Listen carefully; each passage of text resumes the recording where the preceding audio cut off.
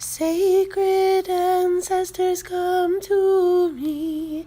Sacred ancestors who love me. Sacred ancestors, come to me. Sacred ancestors who love me. Hello, my name is Erin Suniva McHugh, and this is our first video of many in the Ireland's Ascendants free online workshop series. This program is being created to connect those who have Irish ancestry or even an affinity to the Emerald Isle and her vast wonders. We begin this series with a conversation with David Maddy. David is a Dubliner and a part-time guide of Ireland's mystical and magical ancient sites since 2012. Welcome, David. Thank you, Erin. Great to be on Zoom with you. Well, I'm so grateful that you are where you are and that we can so easily connect across the Atlantic. And tell me where you are exactly. Yeah, I'm in my alma mater, which is a place I actually went to college to do a master's, and it's right in the heart of the city.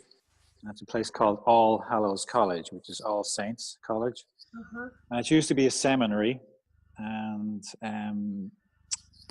it stopped being a seminary many years ago, but a lot of healers come here, and a lot of alternative classes have gone here, healing classes for many years. So, and I've also seen nuns walking down the corridor with rosary beads. So that creates a beautiful energy of devotion, which is still here. So it's just a really nice space to be in. Great. I come here a lot, and it's right in the center of Dublin, and it's got beautiful grounds around it. So, wonderful, wonderful. When I was in Dublin, I spent like 48 hours. So I really didn't give myself the opportunity to see everything, but I did spend some time at Trinity, and I went to go see the Book of Kells because I had to. Yeah. My small amount of time, and going to the library as well afterwards, which was really, really powerful. Yeah, it is. Yeah, it is. So much history. So there is. Dublin comes from Dublin. Yes. What does that mean? It means the black pool. So that's the Gaelic name for it. So dove is dove or duff, black, and Lynn is a pool. So before it became a capital city, it was just in Gaelic, Celtic terms, it was called the Black Pool. Of course, all that changed when the Vikings discovered Dublin, and made it their own. And there is actually an older name than that, or preceding that, called Baile Clia, and that's the name you see now, which means the town of the ford of hurdles. Baile is valley, and or townland.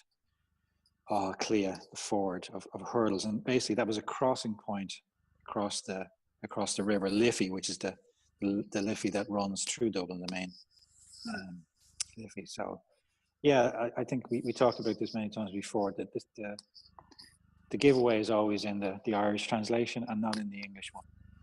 Right. So do you know what I'm saying? Yes. Yeah. And the English translation is just basically the phonetic way of writing Gaelic words. Correct. I mean, the English got fed up in the 1600s about trying to pronounce Irish Gaelic names.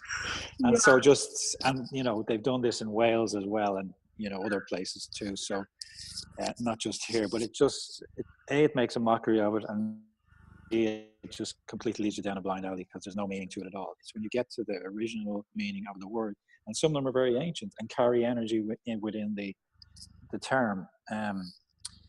You can really get a sense and tune in to what they're referring to. Yeah. That's my experience anyway. Well, as an English speaker, looking at Gaelic is the first challenge of trying to even imagine what it sounds like, and often with all of the letters and the BHs and the M's, the DHs, like everything does not sound how it looks. Right. So that actually speaks a lot to the oral tradition. Yes. Of the origins of Gaelic and the ancestry within there. Yes. So, what was the language before? So Gaelic comes from the Celts, isn't it? So they say. I mean, yes. I mean, Ireland would, a lot of people would see it as a Celtic country, and in many respects, that's true. Um, the last wave of Celts ended up in Ireland and stay there, probably because there's nowhere else to go across the Can't go Western any Ocean. further. Okay. But also, it wasn't a bad place to be. They really, it was a good place, and so there is sort of conjecture over that, or as to where Gaelic came from. The Gaeltacht languages are supposed to have come from, well, the last Celtic invasion, which came from northern Spain, and then,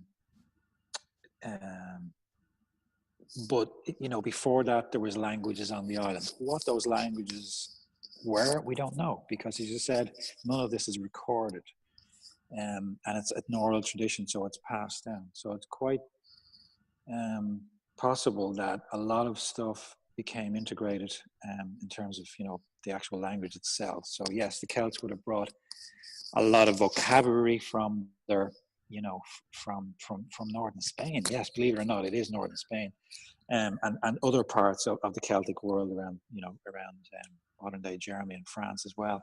But also the other I think that's something that a lot of people forget, that the Celts were a tribe that covered vast amounts of Western Europe. That's true. Gaul. And but in the Gaelic language, there's Irish Gaelic, there's Scottish Gaelic, there's other Gaelics. There's Manx Gaelic, believe it or not. There's Cornish, which is quite similar as well. And then, very, very few thousands or even less speak those languages. But there's Brittonic then as well, and that's very similar to modern day Welsh, and that's from the Gaeltacht language as well, but it's very different to Irish Gaelic, completely different. I don't know if you've ever heard Welsh being spoken, but I have. Yeah. It's a mouthful, but it's again, and it's not specifically related, but it's from the same source, which is crazy. I don't know how language. It's always intriguing me how language gets into being. So I'll leave that one for the linguists maybe to talk about.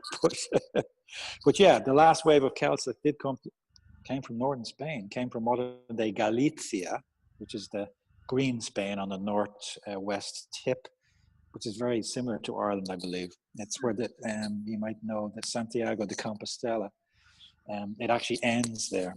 And then they also came from Asturias and parts of the other parts of the Iberian Peninsula as well. Some parts of the Basque Country, people say as well, there's a chromosome that we share with the Basques, but they would have come down through France as well and from other places too. So it's a collective. I think when Caesar talked about the Celts, what he meant was actually a collective of tribes. He didn't specifically say they came from here, they came from there. Right. You're so right. They were quite widespread around Europe. Now, that connection with the Basques, some allege that the Basques are Atlantean. Yeah. Because they have a blood type that nobody else has, and nobody else on Earth has. So that's an interesting connection, because there are also some stories that Ireland is the last bit of Atlantis that didn't sink. And along the cliffs on the western shore, the cliffs of Moher, etc., are places where the land just dropped off. What do you say to that? Yeah. It's good. It's a good story. I could spin a yarn around that one, but I think again it's a subject of a lot of stories and mythology around it.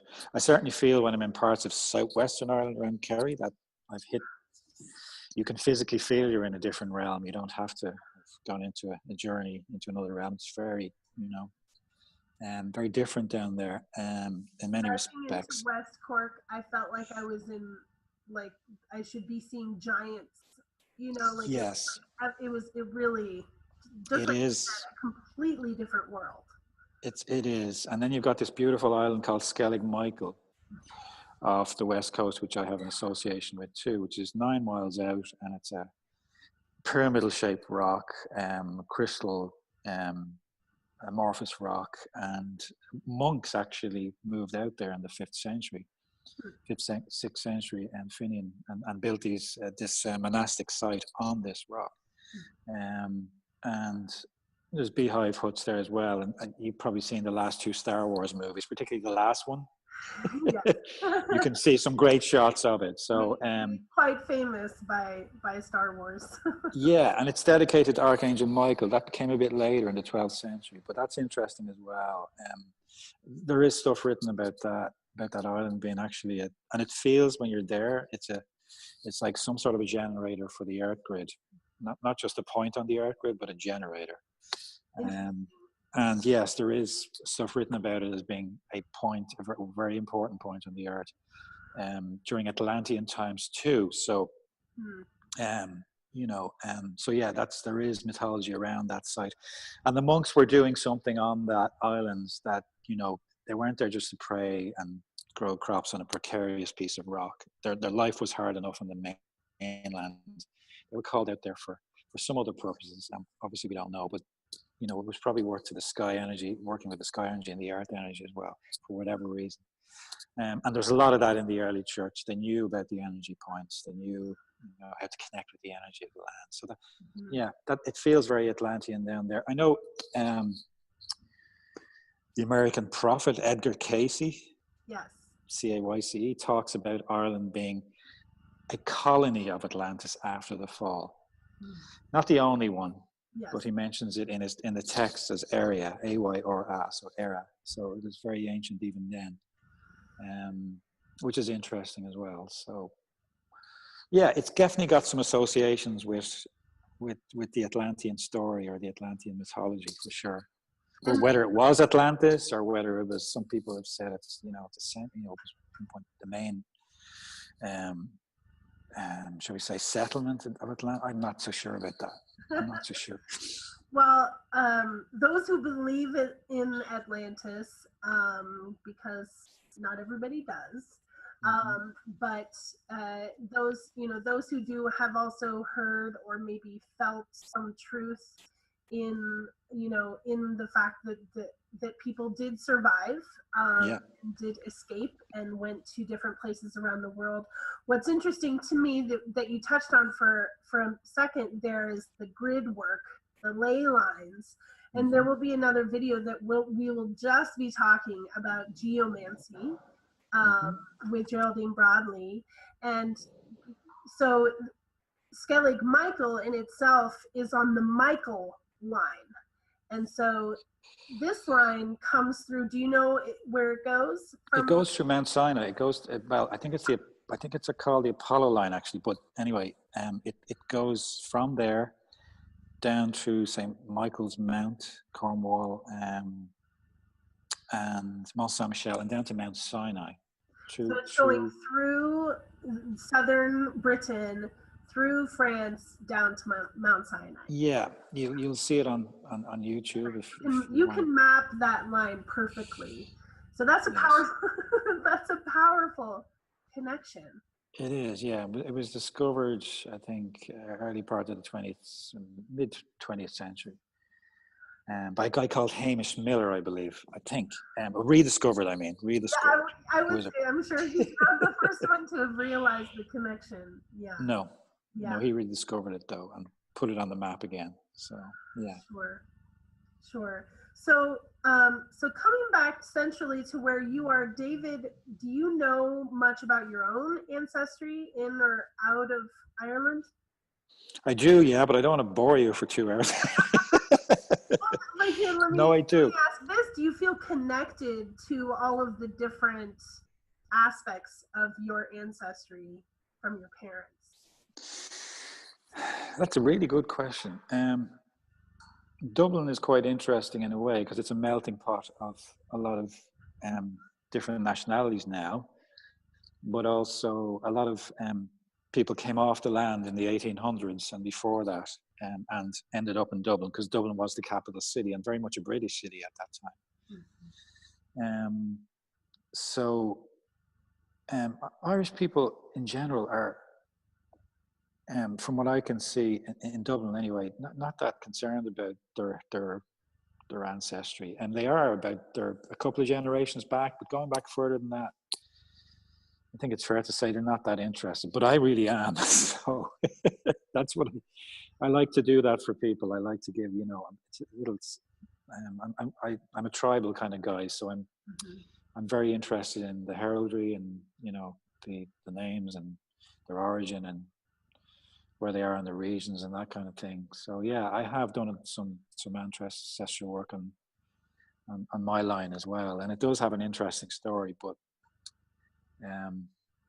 suffice to say, it concerns a castle that was burnt to the ground, or two castles actually that burned to the ground in the English in the 1590s, and yeah, all the descendants, my ancestors had to flee to other castles. They were harboring a tribe of O'Connors in one of the castles. It's when the English had started to use gunpowder and cannon. So they were able to sail up the Shannon, where the Shannon River, which is the main arterial river going through Ireland, and basically blow the wooden castle to smithereens, and then really do a good job of taking down the other castle too. And it's a true story. I found out about it literally by accident. That somebody in the west of Ireland, where this takes place, had actually kept the stories alive, and the ancient stories, which is incredible, and documented it all. So was able to find that. So it was, yeah, it's connected with the O'Madden clan. My name is Maddy, which is a very early version of that. So I've got a lot more to do. I've been to the site and experienced what it would have been like, but there's more work for me to do there. But it's great that you can actually just go back and tune into that and to feel what that was like. And I think that's what a lot of people like to do when they come here. If there's Irish ancestry there in the bloodline, you really get a sense when you arrive here that there's so many different layers of energy here and so many different timelines. So yeah, that's my bit of the Irish ancestry story. Okay, well, that was a little cryptic, but we'll leave it at that. But I want to get into talking about the sacred sites and talk about, what it feels like to be in the castles that your ancestors lived in, or the remnants of those. You are a gatekeeper for a sacred site in County Meath. Yes. Please tell me about that, what that's like for you, and tell me about that site. Well, it's a beautiful little site that I go to a lot, and I have a connection with that going back a couple of thousand years. So I am a gatekeeper or a custodian of the place. Not the only one, but yes, it's a place that's very special to me. It's a Neolithic chamber, ceremonial chamber. Neolithic means the New Stone Age, which in Ireland was between 4,000 and 2,500 BC. So it was built around 3,200 BC. That's over 5,000 years ago. Along with another, a lot of monuments around similar area in County Meath. With specific purposes, but this particular one is a ceremonial chamber, and you've been in it. So it's a bell-shaped chamber. It's about 50 feet in diameter. It's octagonal in shape, which is interesting because there's an eightfold year in the old pre-Celtic world. So this is pre-Celtic now. This is going way back. And I rediscovered it really in 2010 when I entered it. You have to enter there's a key you have to get, a keyhole. It's covered by grass, and so it looks like a mound, but it's not actually specifically a mound. It was rediscovered in the 1950s. So before that, had been lying in a field in a collapsed state. The stones within had been in a collapsed state since, well, for probably a couple of thousand years. And during some work that an archaeologist was doing in the 1950s, it was rediscovered, and I guess they did their best to sort of recreate what it looked like. So when you walk in, it's got a large ceremonial space where people would have definitely come to do ceremony. Definitely get a sense of that, and it's cruciform in shape, which means that it has 3 little alcoves. So you walk in, you've got north, east, and west. In the shape of a cross. Yeah. In the shape of a cross. And we're talking about Fornox cairn. Sorry, did I not even mention the name? It's Fornox. Just wanted to slip it in there. Excuse me. Yeah, and it's called Fornox, which translated from Gaelic means the cold hills. So it's up on a height in the hills around, on the border between North County Dublin and County Meath, which are 2 counties beside each other. And there's a river nearby called the Delvin, which is a sacred river on the edge. And so these places were places of pilgrimage back then. Yes, I have taken people there since 2012, and it's a fantastic place to connect to the earth and to connect to the other world and the cosmos in a way. And people have had really, really interesting experiences in there.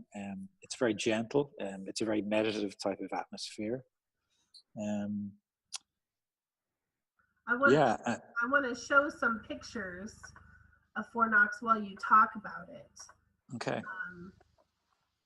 So well, keep going. Keep talking. Yeah, there's some artwork there above the lintels, above the three alcoves, if you like. Nobody really knows what they are. People have tried to document, doesn't mean, some people think it means yin yang, water, energy. There's W-shaped marks as well, which are supposed to signify a possible star system. There's a link to Cassiopeia, the star system there. You'll find a lot of these Neolithic structures are linked to different star systems. Interestingly, from an energy point of view, in the center, it has something called a geospiral chimney, which is not visible, obviously, to the naked eye, but if you douse it with dowsing rods, you'll find there's quite a big energy point in the middle. And I was lucky enough to have a lady called Maria Wheatley, who's a renowned dowser from the UK, into the chamber on a tour a few years ago, and she confirmed that, yeah, right in the center, this is an active geospiral chimney. So it's like a vortex of energy that goes up a couple of hundred feet from the center upwards, and then a couple of 100 feet down. Now, what the ancient ones used that energy for is not documented. But she says it's a place where Gaia breeds. So it's a place where energy could be released, I guess, taken in and released into the earth, or earth energy could be brought up and distributed around the land, around these places for lots of reasons. David, can you see the picture that I'm showing? I can see it. Yeah, I can see it there now. Yeah. So in this picture, you can see the door is open, so the light from outside is shining in through the doorway, and this here is the alcove that faces the door, and then the one on the right of it. Now, with those inscriptions on the stones above, first of all, my question is, when you talked about the roof had caved in, were these big stones here, were those in the place that they're in now, or were they placed there at the excavation? I think they did their best to reconstruct what they found. So there's quite some big stones going around the inside. And, so if you can just imagine this place not looking a bit like it looks now, but having collapsed stones in situ, but also fragments of wood as well. Which what they actually believe is that there was an octagonal shape, if you like, stone um, structure, of which that door you're looking at there now is the entranceway, and then there was three other alcoves inside.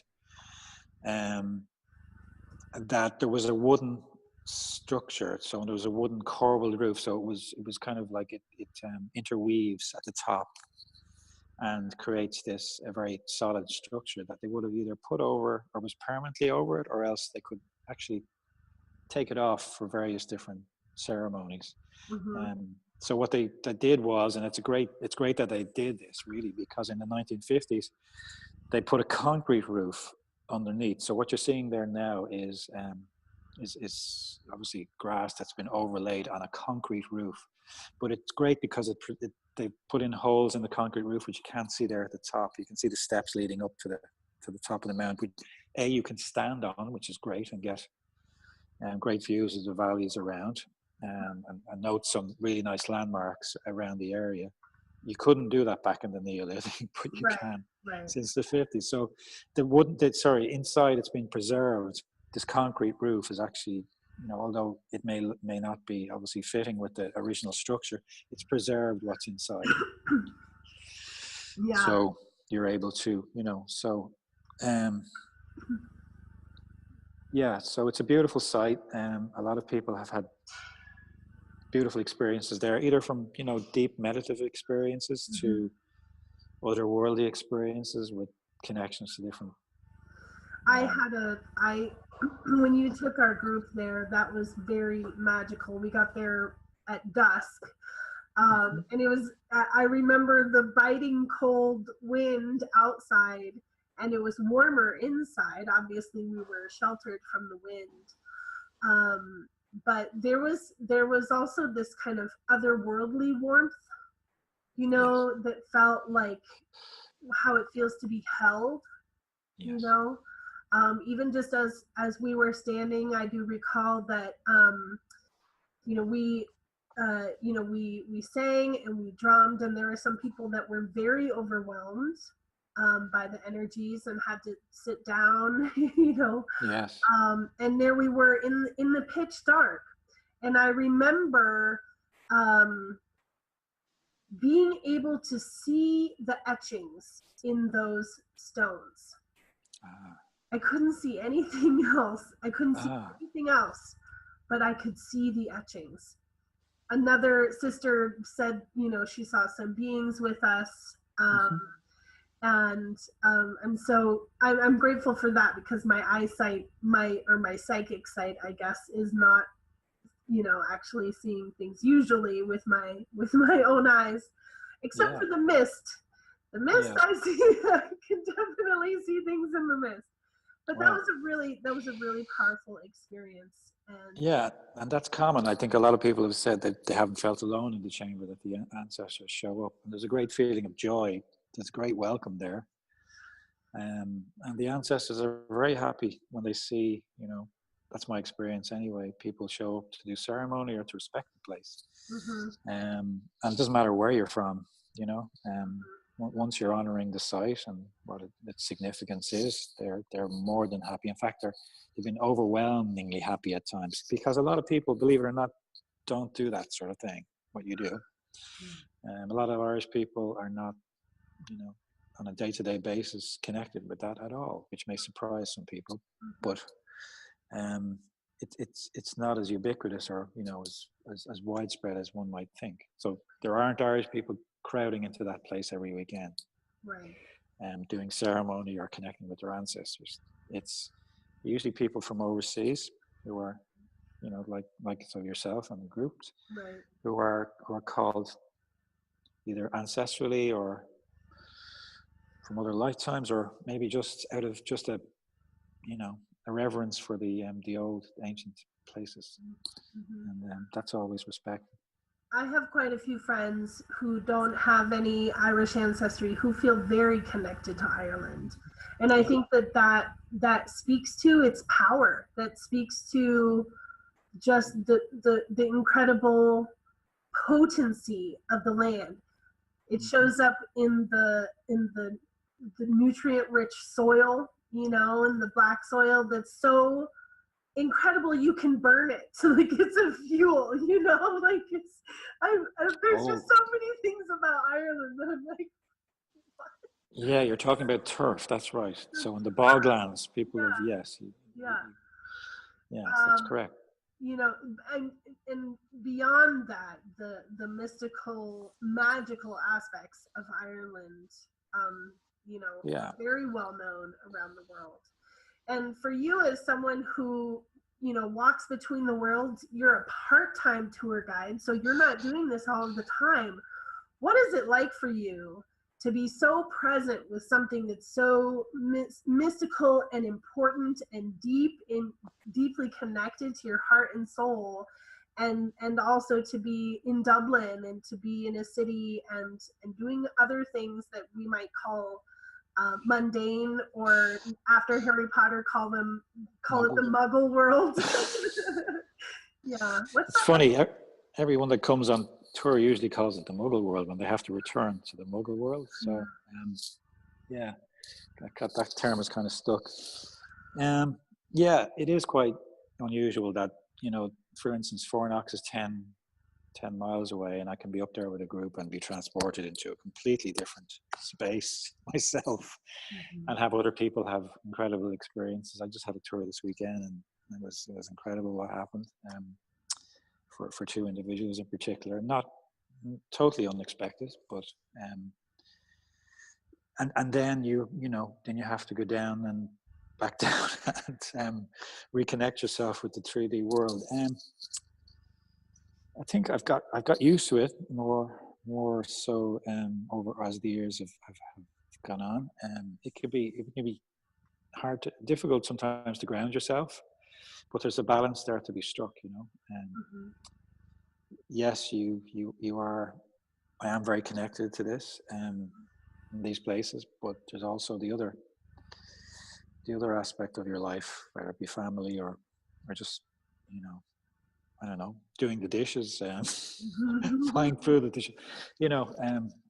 So so yeah, there's a balance there, but you know,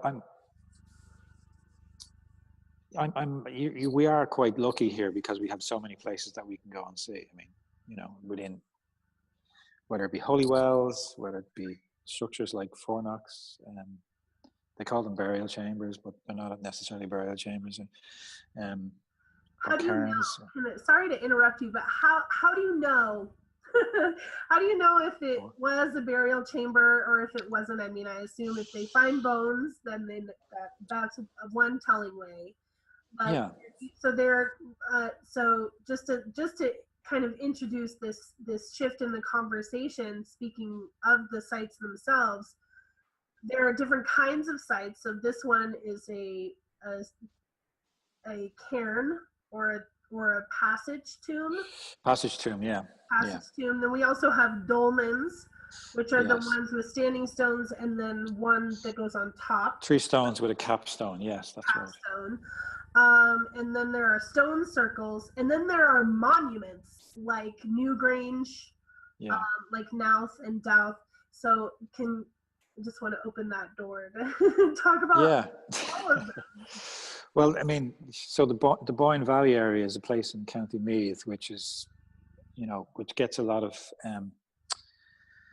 interest from people overseas as well. It's a UNESCO World Heritage Site, but basically it's only about a half an hour, 3/4 an hour from Dublin, outside the city.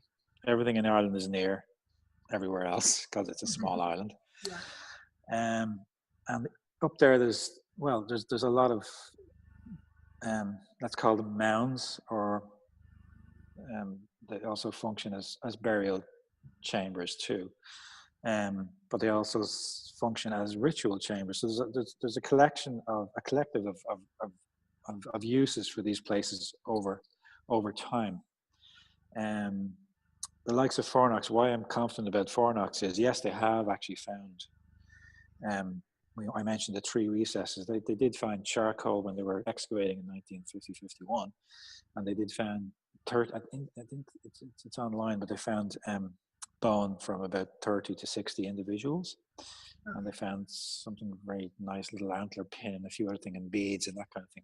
Okay. But in the field next door, there's two other chambers which are unexcavated, but I know one of them is basically a crematorium, and one has a chamber which was semi excavated, and they found the chamber with an urn with a couple of urns with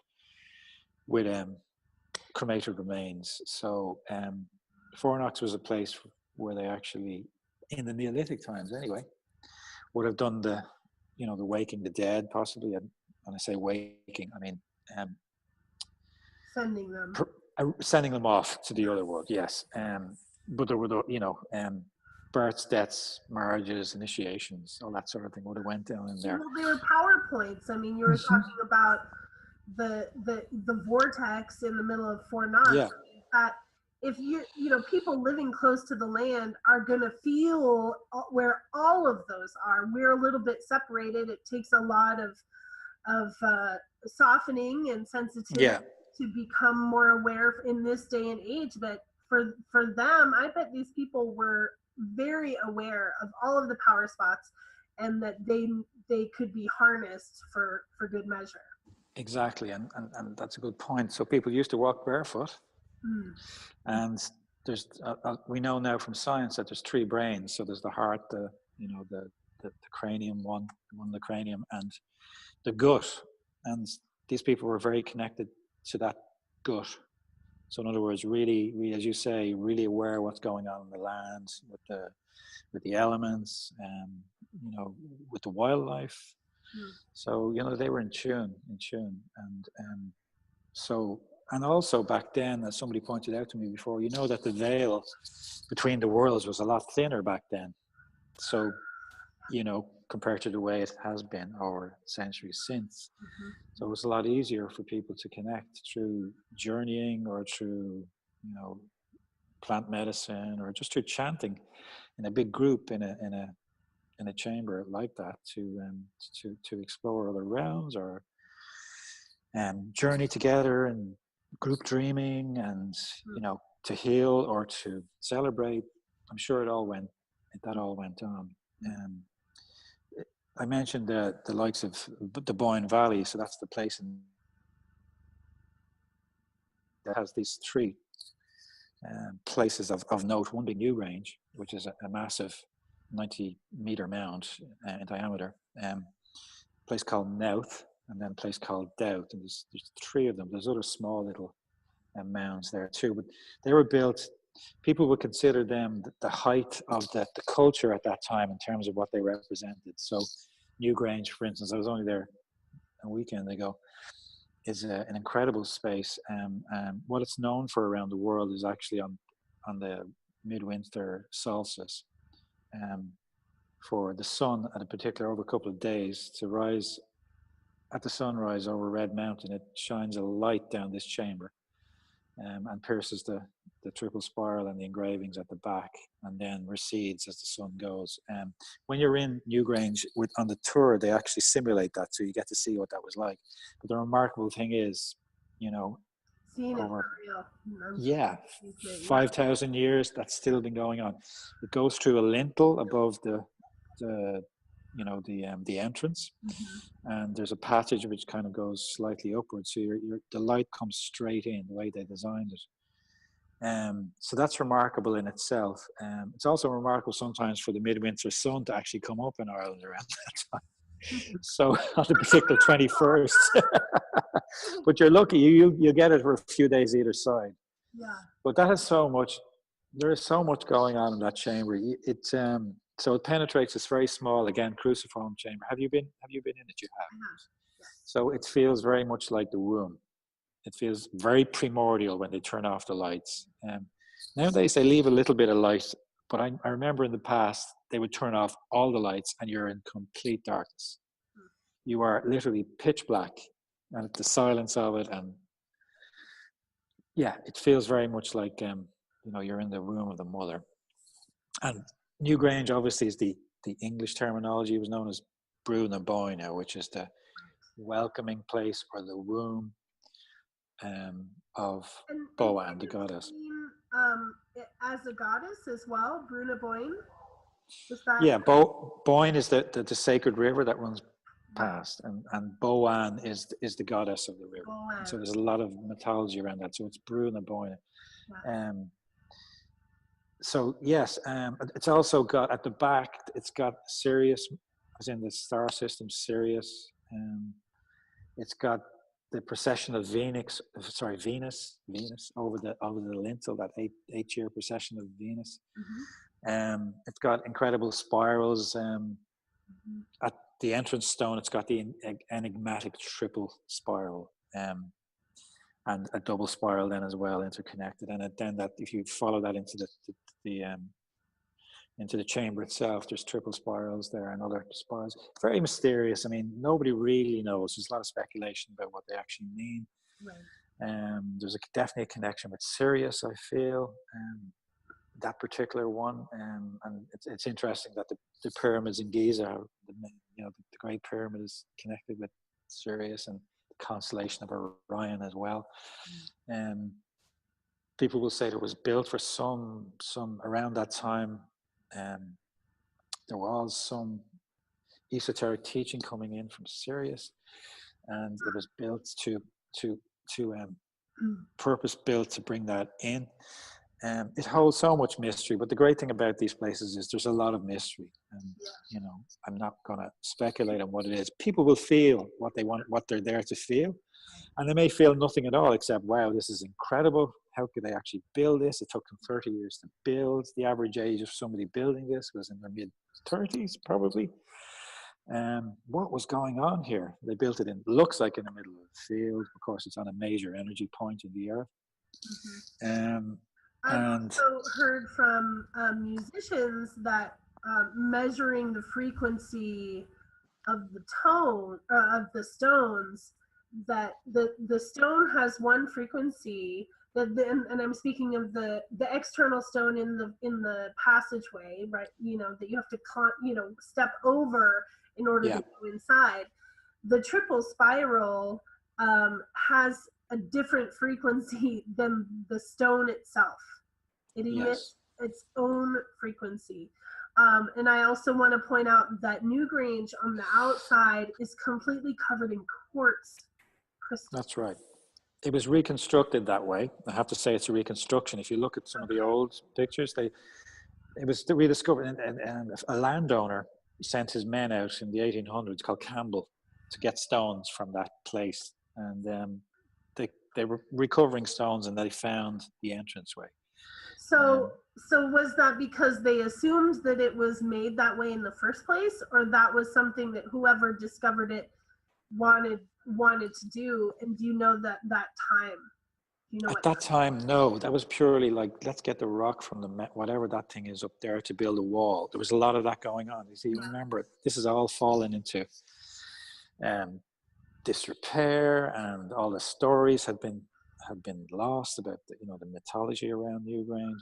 All been lost, and English occupation, a lot of that was written out. And then back in the Celtic Renaissance, the revival, a lot of that started to come back. So W.B. Yeats and Lady Gregory and a lot of others, James Singh, all those incredible poets and writers started to bring this back. It's thanks to them, really, the Ace Dawn, the poets, and that the stories were being retold again. So yes, there was absolutely. So they discovered, and then over time, they found, when they excavated, they did find Roman coins there, and little statuettes as well. So people would have come, not necessarily from Rome, but from Roman Britain, possibly across. So people knew about this site. Certain people, individuals, knew about it. And again, it was in a collapsed state. You can see the black and white pictures online. You can see some stones around the outside. And in the 1970s, then a guy called Kelly, again, re-excavated it, and it's just blown up since then. yeah. It's one of the most well-known sites in Ireland, especially around Dublin on the eastern Yeah, side, as well as Tara. That's right. The hill, or is it Tara? Tara, yeah. Well, Shower. In Gaelic, it's shower. Tara is really, people say it's associated with green Tara. I don't think so. Shower, it comes from Tamar, which means an ancient word for temple. So there would have been a very old structure on that. They've done some LiDAR work and they discovered that there was a 300-meter, huge, big structure of wooden posts along a ditch that would have been painted white. So you would have seen this like crown from the top. So from early days, it was definitely a ceremonial site. It's a limestone ridge, again in County Meath, and it's the seat of royalty going back thousands of years. So it's a great place. There was a castle there, or like that's where the kings were, or what does that mean, the site? No, it was actually a ceremonial site. Nobody actually really lived there, although there was a little bit of occupation much later. No, but it was the seat of the inauguration of the High Kings, or of royalty, So there's the storylines about it going back to very ancient times, and then, lots of kings all through the ages, up to around 500 AD were inaugurated there.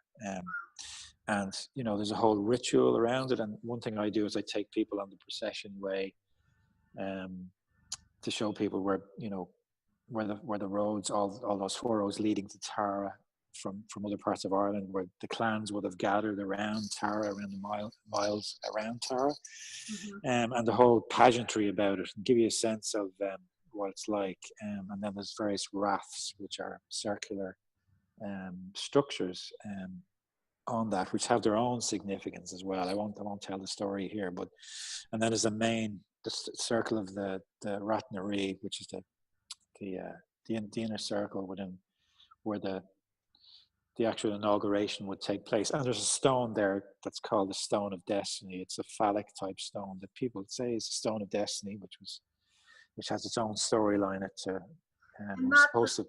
Isn't that more of a British and like royalty, or all these stones of destiny?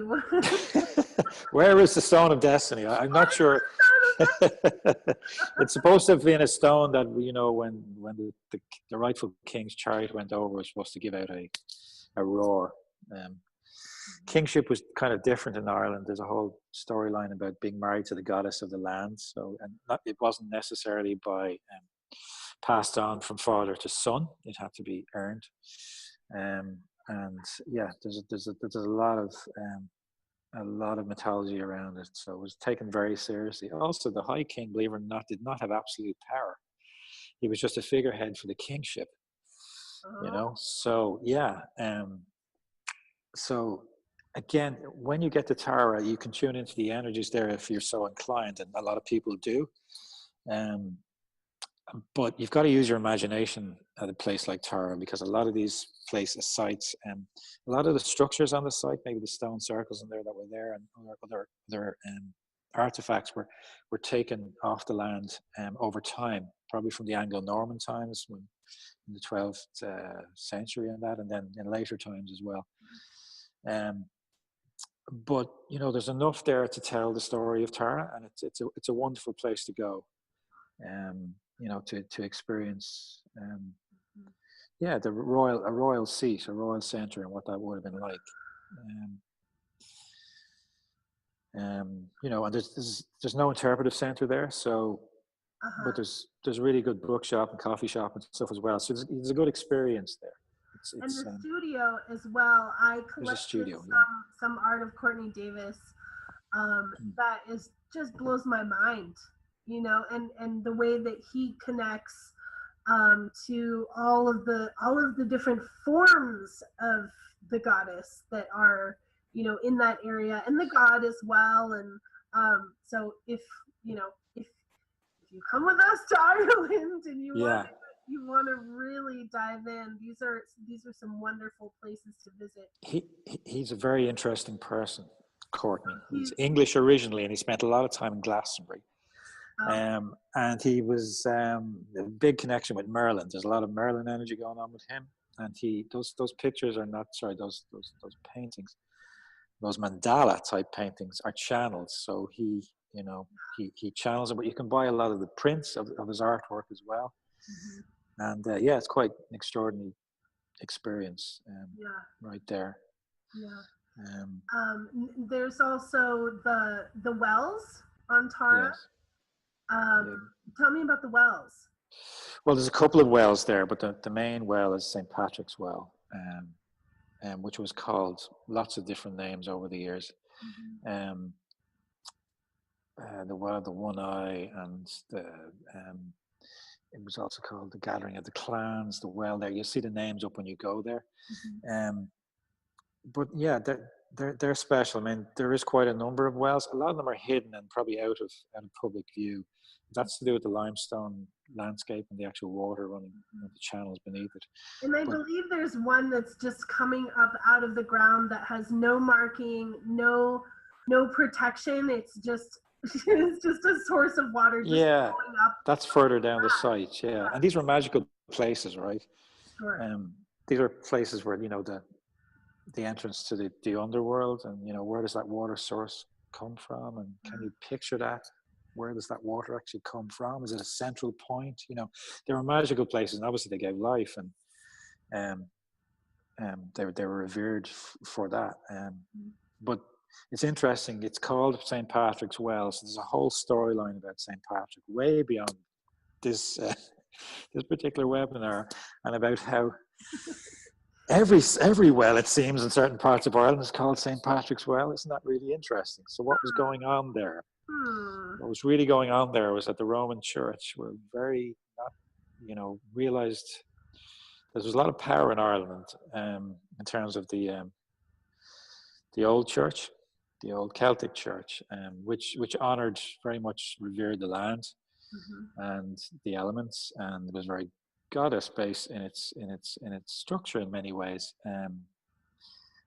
and fitted in very nicely with the original teachings of Christianity, and the more closely associated with the desert fathers of the Coptic Church in the East. But Rome was having nothing of that. So there's a whole story about St. Patrick coming and effectively driving the snakes or the serpents or the goddess energy out of Ireland, and putting his name to the well, Right. or wells, multiple wells.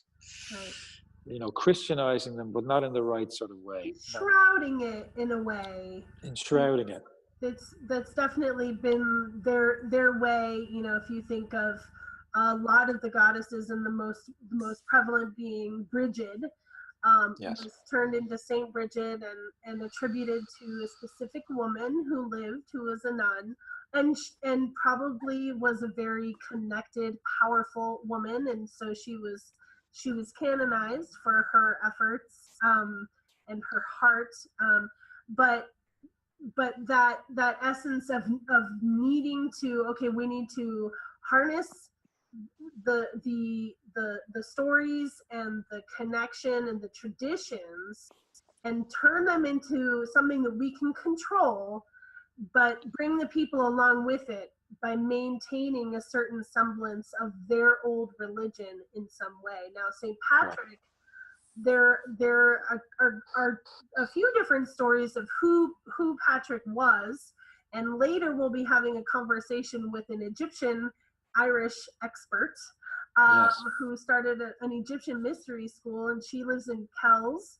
Antoinette Glynn, isn't it? Yes. Antoinette Glynn, exactly. And Yeah. so, so she has a lot to say about Patrick herself, and who he is and where he comes from and what Patrick means.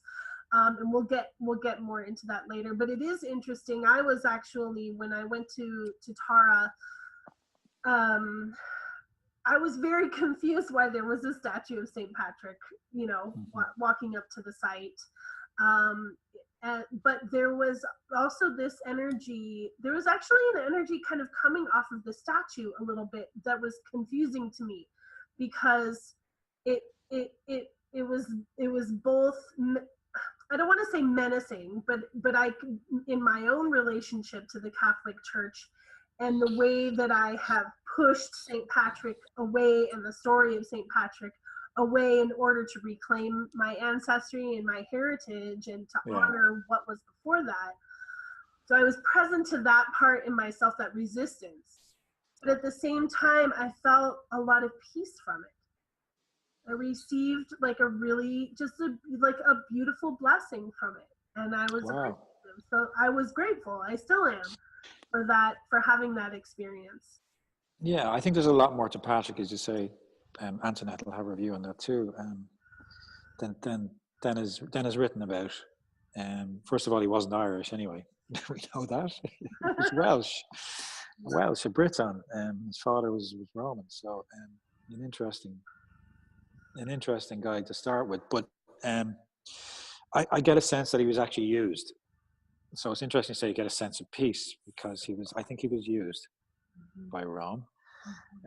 Obviously that's not documented, but he had a good heart, and I think his heart was in the right place. And he was there for the Irish, and he felt he was doing the right thing, but I think he was probably pushed a bit too far, and probably realized himself that he took it too far. But the story around Patrick on Tara is that he actually lit a fire before a high king, the Paschal fire, on a hill overlooking around the horizon called the Hill of Slain. So in other words, at this particular time of year, Beltane was actually the Beltane fires. So the High King was to light the fire first at Tara, and then around the regions, the fire would go out from there. And it must have been incredible in the landscape to see all these fires around various points around Tara. But St. Patrick, according to the story, lit the fire before the king. In other words, to say, in the story anyway, that Christianity rules. And it's here to stay, and the story from there is that obviously there was outrage over it, but then the High King became Christianized after that. So whether that's true or not, I don't know, but certainly you will find a lot of these stories. There's a lot of the patriarchy is very much the Christian patriarchy, which is in a lot of the literature, leaves no place for the goddess. And the incredible thing is that when you're in Ireland, I should say this, you can feel the goddess energy. Certain countries have a I don't know, a monad or something, and it's definitely area. You can feel the ancient goddess. When you're in Germany, it's very much the fatherland. It's very much Deutschland. It's very masculine. Yes. In Russia, they talk about, in the old days, Mother Russia, but it doesn't feel like Mother Russia to me, what I'm seeing, which is interesting. It feels very, very patriarchal in Russia. Yeah. Well, maybe it's a masculine mother, possibly, because when I connect to the babushkas, right, the grandmothers of Russia, you need to be strong to survive out there. That's true. That's true. And who's to say it's about man and woman? It's not. It's about energetics. Yes, thanks for putting me straight on that. That's right. Ireland, the soil is soft and it's wonderful to walk on. It's always green. Gaia is very present there. Yes. Sure. And she was referred to as Ariu, the goddess of Ireland. And so let's talk a little bit, and I think we should probably wrap this up. I know we've been chatting for a while, and I'm so grateful for your time. But I want to know who these people are that built these sites. So if we're talking about the kings in Tara, this is Celtic. This is not pre-Celtic, correct? Well, the history goes back pre-Celtic times, all right, but it's not documented. But they know from the earthworks and from you know, the lidar, the surveying that they've been doing up there. That Tara there has been structures on Tara for a very long time, and there is one Neolithic chamber that's still there called the Mound of the Hostages, and but there was lots of others too. So yeah, it does have these places you see. They do, people back then, even Celtic times, they did revere the ancestral line. So you know, so or the ancient ones. So they were incorporated into the sites. So you'll see that in a lot of Iron Age sites and the likes of Tara. You'll see, you know, while there's been different through history, there's obviously been a lot of different timelines, but the ancestors would be still have been revered and kept within the, you know, the the structure, if you like, the whole structure. So, so yeah, who are these people? That's a really, really good question. And the guides in Newgrange get asked that all the time. It's probably the top question. Yeah. The answer really is, they were very sophisticated people. There were a lot. You weren't just the, you know, the farmers. Where obviously there was a big farming community around those fertile lands in the Neolithic times. But these were definitely the Druid class, or the priest class, or the people who knew a lot about archaeoastronomy, who knew about you know, the movement of the planets probably, and further afield, and, you know, very connected to the earth and how the earth connected with the sky. And what were they using it for? I mean, people will say they're like, as I say, archaeoastronomy type places, conservatories, if you like. I mentioned Naut and Douth earlier. Naut is another incredible site to visit, which is again in the Boyne Valley, and that's got equinox markers. So March and September, that has, you know, light shining down the passageways as well. And then Douth is aligned with the Pleiades, and, you know, the Seven Sisters. There's markings there, and that's also aligned with the setting sun around the just before the rising sun at the midwinter solstice. One of the chambers gets illuminated, and I was there that this year to see that. So there's a whole cosmic solar system, you know, it's commemorating that, but it's a lot more than that. It's not saying, you know, that's on the physical level, but there's something much richer, much deeper, and much more magical going on. As I say, they're connected to different star systems. You mentioned about the frequency, the energy of the actual symbols. I mean, what were they encoding? They were encoding lots of knowledge. Again, it's the height of the Neolithic culture. Lots of knowledge which people have been rediscovering, but only certain types of people. And I think it's there to be rediscovered. And I'm not saying one day that it won't be, but I'm going to say probably, you know, you're not going to read it in a book somewhere. It's going to be, it's knowledge that's very esoteric in many ways. Well, it needs to be remembered. And there's a way of accessing it. Right. And these places will never give up their mystery and their magic. They won't. They're not supposed to be. Right. Do you know what I mean? I think that's fair to say. I mean, I'd say that for the pyramids in Egypt as well, and other ancient structures like that. They're not supposed to be, but I think they're places where you can tune in, connect with the earth and with the ancestors and with, you know, the cosmos, and whatever that way you do that, I think that's where the value is, you know.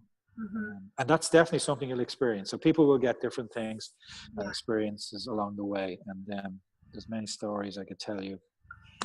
And I do tell them when we go to these places. You probably remember I like to bring in stories because I like to make them sort of, you know, real for people.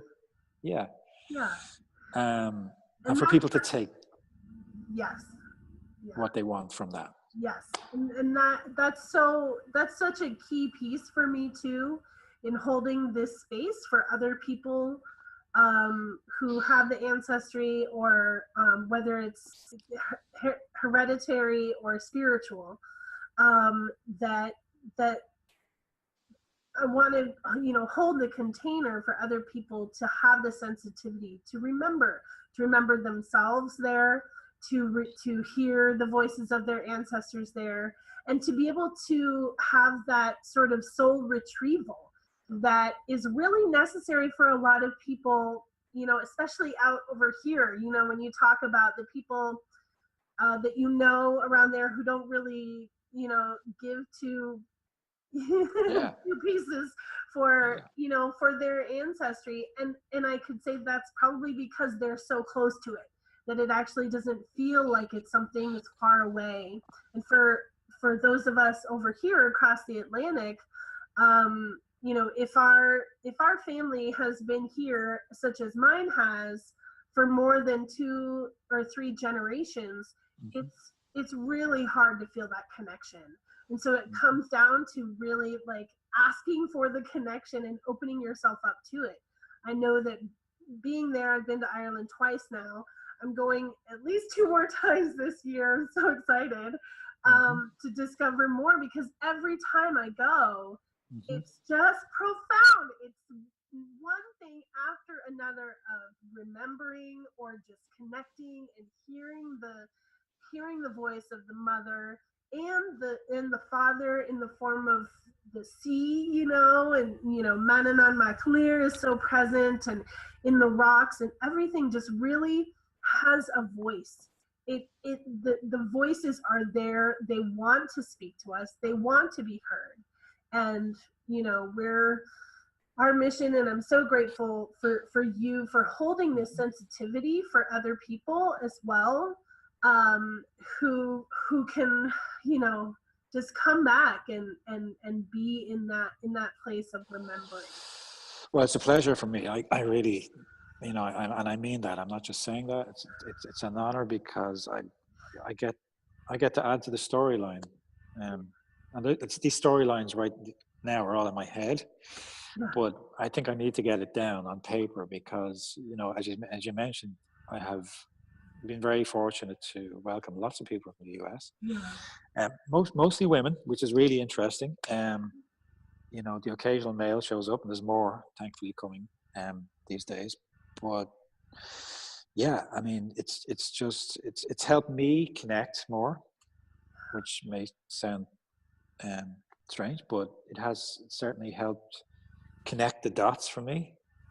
Right. And in many instances, and I remember, and intuitively I'll get a hit or something like that, and then I'll be able to, connect it for them. Do you know what I'm saying? So Yeah. I don't know how that works, but it's just remarkable, and it just adds to the whole, the story of the place, the Din Shonachas, the lore of place. It's very important What that is the that? What lore. is that you just said? Inshanicus? It's a Gaelic word called Din Shonachas, and it basically means, in translated, the lore of place, or I think I've seen it in other circles called the genius loci, Hmm. the place that gives its Like has the a story to genealogy tell. of the Yeah. land. Yeah. And as you said, these places want to retell their story, Yeah. and for the modern age, Yeah. you know, Yeah. and the wisdom, they have a lot of wisdom to share, and they have a lot of deep reverence and honor for people who show up, because Ah, that's only a certain, as I said, a certain sector of people that will actually do that. yeah. So yeah, so all are welcome, no matter whether they tune in psychically or intuitively or don't tune in at all. It doesn't matter. You will get something from these places. You do not have to be, Yeah. an Aaron Sunnybat just to experience all of this. You're right. You're absolutely right. you know. Yeah, you'll definitely receive Mm. something of value no matter how you approach it. Yes, and final thing I'd probably like to say is, and it happened very much at the weekend, it actually opens people up. I've seen this particular individual at the weekend who was opened up in Fornax in a good way. I mean, nothing outrageous happened. What happened afterwards, that was incredible. So it's like a little awakenings along the way.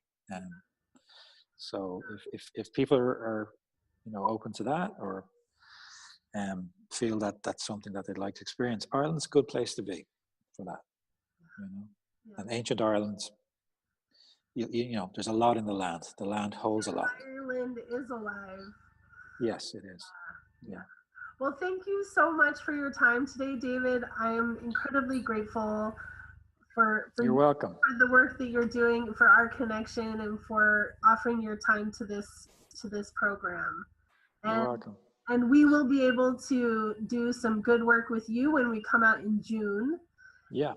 And that Good. will be really Looking wonderful. forward to that. Yeah, me too. Me too. There was something I wanted to send you, and I just have to remember now. It's about 50 Irish words that you need to know. Oh, good. Well, you don't need to know, but it explains the word and explains they're lovely words. They're kind of unique to Irish as well. Okay, great. And that'll give you a sense of what, you know, the What depth to the language. Yeah. And maybe you can share that with your group. I will. Okay, blessings then. I'll let you go. Good evening. I'll say good evening to you. Have a good night. Thank you. You're 7 hours ahead of Colorado. Yeah. And many blessings to you, David. We'll see you again soon. Okay, Aaron. Thanks a million. Thanks. God bless. Take care. Bye-bye.